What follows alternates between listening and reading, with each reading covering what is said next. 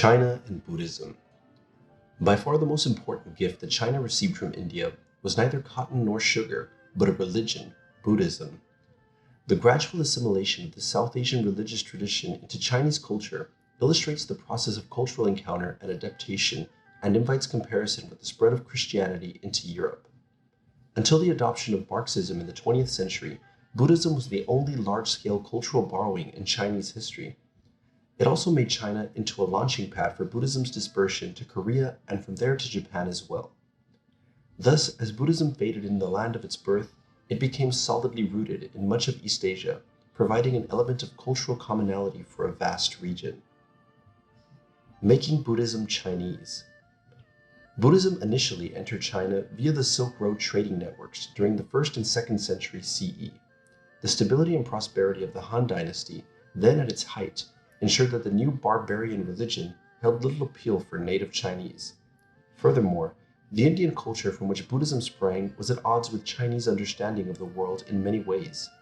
Buddhism's commitment to a secluded and monastic life for monks and nuns seemed to dishonor Chinese family values, and its concern for individual salvation or enlightenment appeared selfish, contradicting the social orientation of Confucian thinking.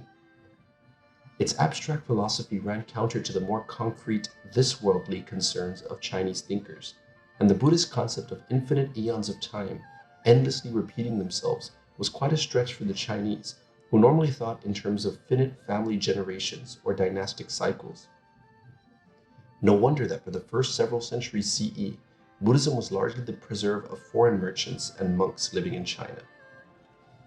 In the half-millennium between roughly 300 and 800 CE, however, Buddhism took solid root in China, within both elite and popular culture, becoming a permanent, though fluctuating presence in Chinese life. How did this remarkable transformation unfold? It began, arguably, with the collapse of the Han Dynasty around 200 CE. The chaotic, violent, and politically fragmented centuries that followed seriously discredited Confucianism and opened the door to alternative understandings of the world. Nomadic rulers, now governing much of northern China, found Buddhism useful in part because it was foreign. "We were born out of the marches," declared one of them, "and though we are unworthy, we have complied with our appointed destiny and governed the Chinese as their prince. Buddha, being a barbarian god, is the very one we should worship." Rulers and elite families provided patronage for Buddhist monasteries, temples, and works of art. In southern China, where many northern aristocrats had fled during the disastrous decline of the Han Dynasty, Buddhism provided some comfort in the face of a collapsing society. Its emphasis on ritual, morality, and contemplation represented an intellectual and aesthetically satisfying response to times that were so clearly out of joint. Meanwhile, Buddhist monasteries increasingly provided an array of social services for ordinary people.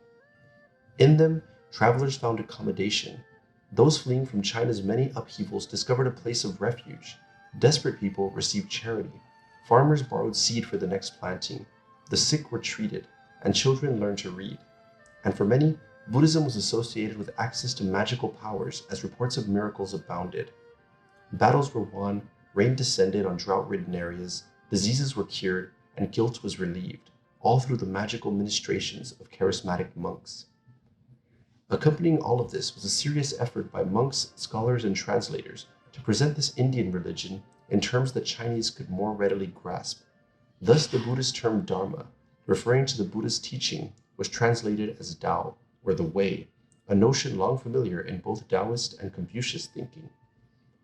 The Buddhist notion of morality was translated with the Confucian term that referred to filial submission and obedience. Some Indian concepts were modified in the process of translation. For example, the idea that husband supports wife, which reflected a considerable respect for women and mothers in early Indian Buddhism, became in translation, husband controls wife. As Buddhism took hold in China, it was primarily in its broader Mahayana form, complete with numerous deities, the veneration of relics, many heavens and hells, and bodhisattvas to aid the believer, rather than its more psychological and individualistic Theravada form. One of the most popular expressions of Buddhism in China was the Pure Land school, in which faithfully repeating the name of an earlier Buddha, the Amitabha, was sufficient to ensure rebirth in a beautifully described heavenly realm, the Pure Land.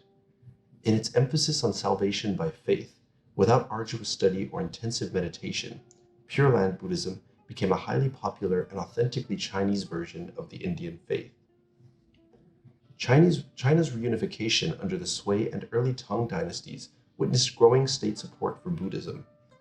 The Sui Emperor Wendi had monasteries constructed at the base of China's 5 sacred mountains, further identifying the imported religion with traditional Chinese culture.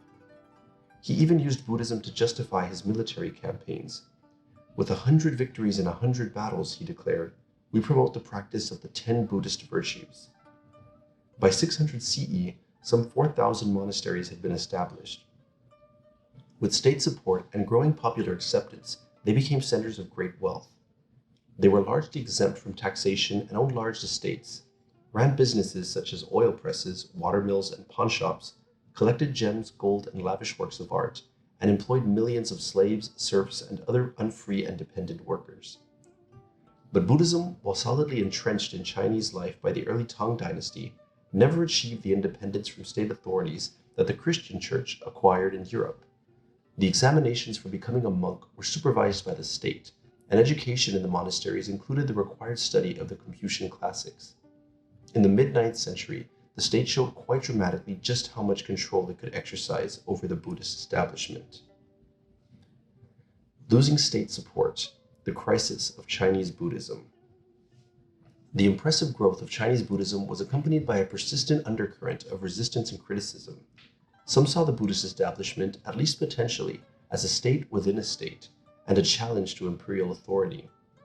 More important was the deepening resentment of its enormous wealth. One 5th century critic, referring to monks, put the issue squarely.